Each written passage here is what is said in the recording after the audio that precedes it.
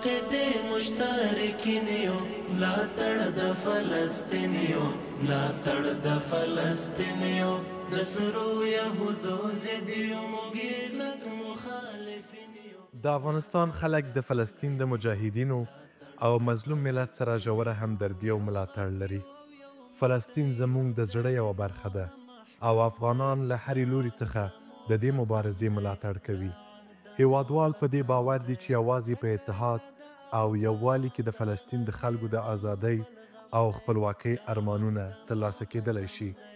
د افغانستان خلک به تل د فلسطین مظلوم ملت سره ولاړ وي ترڅو د دوی حقونه ترلاسه شي او اشغال ته د پای ټکی کېښودل شي.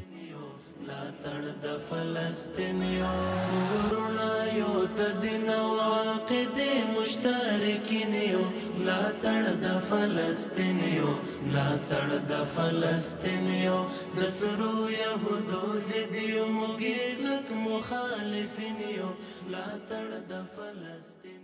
د افغانستان ملي رادیو ټلویزیون درنو لیدونکو سلامونه، وخت مو بخیر. په دې هیله چې روغ جوړ خوشحاله وئ او د صحت جامې پر تن ولرئ. درنو لیدونکو د دې اونۍ ملي راپور ته مو زه نصرت الله خوشحال هرکلی کوم. په دغه راپور کې مو وغوښتل چې تاسو ته په دې تړاو معلومات وړاندې کړو. هغه دا چې په غزه یا فلسطین کې د حماس اسلامي غورځنګ او د اسرائیلو ترمنځ اوربند رامنځته شوی. دا چې د دغه اوربند په رامنځته کېدو سره هیوادوال څومره خوشحاله دي، د دې ترڅنګ د یو شمېر دیني عالمانو نظریات هم لرو. نو په دې هیله چې د دغه راپور تر وروستیو زموږ سره پاتې شئ. فلسطین چې د ارض الانبیا شام یوه مهمه برخه ده او د اسلامي امت لومړنۍ قبله مسجد اقصی پکې قرار لري، د مسلمانانو لپاره یو له مهمو او له سپېڅلو مقاماتو شمیرل کیږي. فلسطین چې تر 14 پیړیو زیاته موده د مسلمانانو وطن و، له تیرو 10 لسیزو را په دې خوا د مسلمانانو د مظلومیت او محرومیت سمبول ګڼل کیږي. خاموش د تش په نوم مسلمانان دا وخت دی ولې دا ولې اخر ولې دا ولې اخر ولې دا د حماس اسلامي غورځنګ په ټوله کې د هغه هلته مسلمانانو مقاومت د خپل ځان او د اسلام او د حق نه یوه دفاع وه. ټولې نړۍ ته دا څرګنده ده چې اسرائیلو یرغل کړی و، ظلم یې کړی و، تجاوز یې کړی و، د مسلمانانو وینې تویولې. خو افسوس د هغو خلکو په حال باندې چې هغوی د مسلمانانو لاسنیوی ونه کړ. هغوی د مسلمانانو وژنه د انسانانو وژنه ونه ګڼله. په نوره نړۍ کې که موږ او تاسې فکر وکړو چېرته دومره ظلم وشي نو هر یو انسان به دا چیغه او اواز پورته کړي چې یقینا دلته ظلم روان دی. خو یقینا هغه خلک چې هغوی د بشر دوستانه دعوه کوله هغوی د دې جنګ تر شا ولاړو. د هغوی بمونه د هغوی مرمۍ په مظلومو مسلمانانو باندې ورېدلې. دا د خدای جل جلاله یو لوی رحم، لوی نصرت او د مسلمانانو فداکاري ده چې کفار د هغوی ملګري هغه ظالمان یرغلګر صهیونیستیان یې دې ته مجبوره کړل چې هغوی د دعوت میز ته راکش کړي او هغوی دې ته حاضر کړي چې غزه د مسلمانانو وطن دی، د مسلمانانو به وي. دا مسلمانان به تر هغې دفاع کوي تر څو پورې چې یو مؤمن مسلمان ژوندی وي او تر څو پورې چې بیت المقدس فتح شوی نه وي چې د مسلمانانو قبله ده. 1409 هجري قمري کال د فلسطین تقسیم او د اسرائیلي دولت تأسیس. په 1409 هجري قمري کال په نومبر میاشت کې د ملګرو ملتونو سازمان د امریکا او انګلستان په فرمایش د فلسطین تقسیم او د یهودي دولت جوړېدل اعلان کړل. د دې تقسیم له مخې د فلسطین ډیره برخه 50% یهودو ته ورکړل شوې وه. په پای کې فلسطیني مسلمانانو ته د بیت المقدس شرقي خوا دغه راز د اردن سیند لویدیځه غاړه او د غزې تړانګ ورپاتې شوه. نورې سیمې ټولې د اسرائیلي دولت برخه شوې. اسرائیل اول فکر میکرد جنگ آغاز کرد تا از بین بردن آخرین فرد حماس، ولی بعد از 16 ماه جنگ نتوانست که حماس از بین ببرد.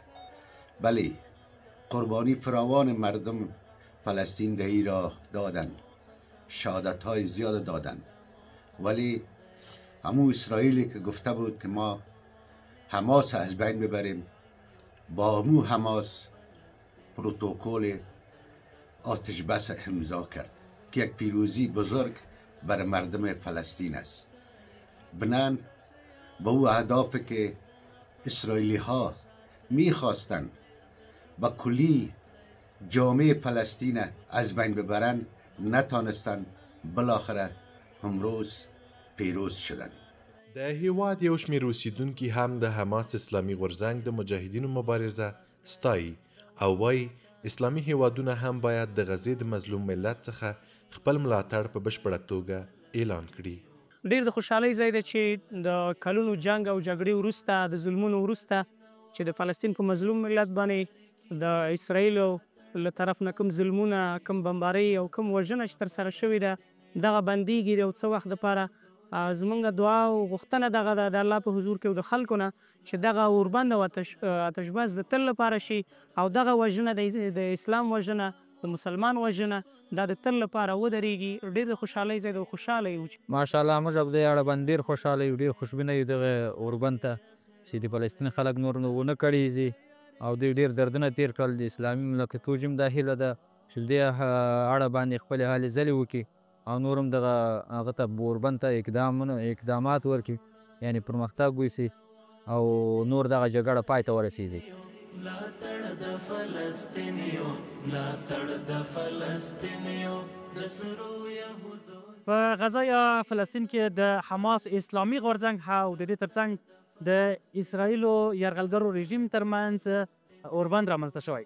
دا چې په دې تړاو هیوادوال څومره خوشحاله دي، د دوی نظریات څه دي، له یو شمېر هیوادوالو سره خبرې کوو. کاکا جان سلام، وقت شما بخیر. بخیر هستید، زنده باشین. امیر هستم از ولایت دایکنده ولسوالی شهرستان.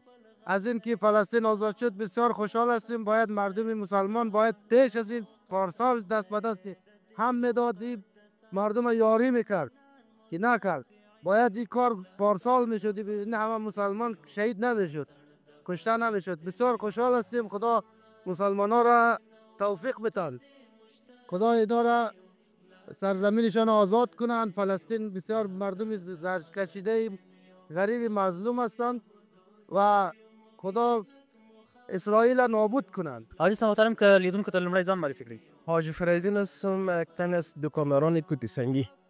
په غزه کې یا فلسطین کې اوربند رامنځته شوی، تاسو څومره خوشحاله یې د دغه اوربند په رامنځته کېدو سره؟ بسیار زیاد خوش هستیم. برادرای مسلمان فلسطین ما که بعضش شهید شده، الله تعالی شهادتشان قبول کنه، بعضشان که ماندن خداوند تعالی صبر بدهشان. دیگه بسیار خوش هستیم که در فلسطین آتش بس شده.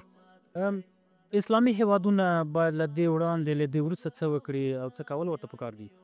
باید از غیرت کنن. مسلمان هستیم، برادر مسلمان هستیم. پیغمبر ما گفته که مسلمان برادر مسلمان است. باید دست از این نیست که برادر ما دست کله بشنیم. برادر مردم فلسطین از بین رفت، خلاص شد، برای ما کدام مربوط نیم. ما کلگی ما باید دست باید که اگر مسکین است، بیچارهش است، بعد از کلگی ما دست به کارشیم برشان چیزی ناچیز کمک کنیم برش بتیم. برادرای مسلمانای ما شهید شدن، برشان مردمای شهیدش بدر کمک کنیم. دیگه که برای آبادیش است، برای آبادیشان یک چیزی ناچیز باید دست ما کمک کنیم. سلام علیکم. وعلیکم السلام ورحمت الله. سلامونه تاسو ته او د ملي تلویزیون ټولو لیدونکو ته. نوم یې احمد الله د غزني ولایت د اوسېدونکو څخه یم. که دا راته وایي چې په غزه کې اوربند رامنځته شوی دی، د اسرائیلو او همداشان د حماس اسلامي غورځنګ ترمنځ اوربند رامنځته شوی، جګړه به نه وي، تاسو څومره خوشحاله یې؟ یقینا موږ ډېر خوشحالۍ احساس کوو، ځکه چې کله په تېرو وختونو کې چې د اسرائیل او غزه کې کله جنګونه او ډېر کوچنیان ماشومان په شهادت ورسېدل، منډې کونډې شولې او دا ډېرې بدبختۍ ځای د ټولو مسلمانانو ته.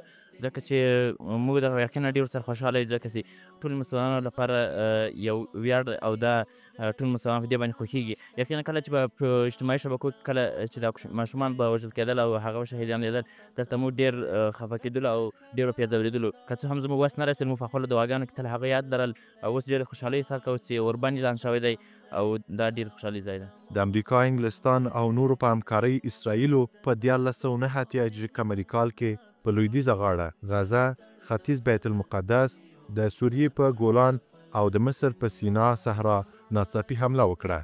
د غزې او لویدیځې غاړې واک اسرائیلي پوځیانو په لاس کې واخیست او لکونه مسلمانان یو ځل بیا په هجرت اړ شول.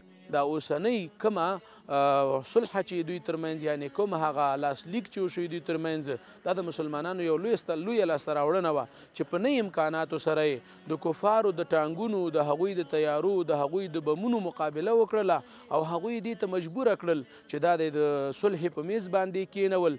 نن الحمدلله بیا الحمدلله هغه مسلمان راخلاصیږي د کفارو د بندیخانو نه چې هغوی باندې عمري قیدونه ختلي وو، هغوی باندې د بند سزاوې ختلې وې، هغوی 15 کاله د کفارو په زندانونو کې تیر کړي وو. نو دا د مسلمانانو د قربانیو ثمره ده او الله تعالی مسلمانانو ته ورښيي چې مسلمانه ته کله هم قربانۍ ته تیار شي، قرباني به کیږي، شهیدان به ورکوي، زخمیان به ورکوي، کور و اهل او مال به دې له منځه ځي، خو هو په آخره کې به فتح او نصرت ستایي. لکه څنګه چې موږ او تاسې په دې خپل وطن کې ولیده چې کفار سره د هر قسمه وسلو، هر قسمه ټکنالوژي نه راغله، خو مسلمانانو په لږو امکاناتو سره د الله تعالی په نصرت او کومک سره هغوی ته ماته ورکړه او مدد یې حاصل ملاتړ د فلسطینیو، ملاتړ د فلسطینیو، د سرو یهودو ضدیو. یمی میم که امی زمستان رفت سیاهی به زغال ماند. کشورهای اسلامی اگر کسی کمک کرد خب الله خیرش بده، کسی کمک نکرد همین شرمندگی برشون باشه. که دا راته ووایي چې په غزه کې یا فلسطین کې د اوربند رامنځته شوی دی، تاسو څومره خوشحاله یئ؟ په دې اړه ستاسو احساسات څنګه دي؟ والا دې انتظار خو ډېر خلکو ایسته، ډېر خلک ورته خوشحاله دي او ډېر خوشحالۍ احساس کوو چې دا اوربند رامنځته سو وروره، او چې خپل واقعي واخلي او دا جنګ پای ته ورسېږي، خلک به ډېر ورته خوشحاله سي او د افغانستان زه د یو ځوان په حیث او د مسلمان په حیث باندې ډېر ورته خوشحاله یم. خدای پاک دې مجاهدینو ته کامیابي ور په نصیب کړي هلته. اسلامي هیوادونو ته دا پکار ده څنګه چې الہ العالمین په خپل کلام کې فرمایي چې انما المؤمنون اخوه فاصلح بین اخویکم. پروردګار وایي چې تا مؤمنان ټول سره ورونه دي، تاسو د خپل ورونو منځ کې هغه خپله وروري و هغه تساوي سره وساتئ.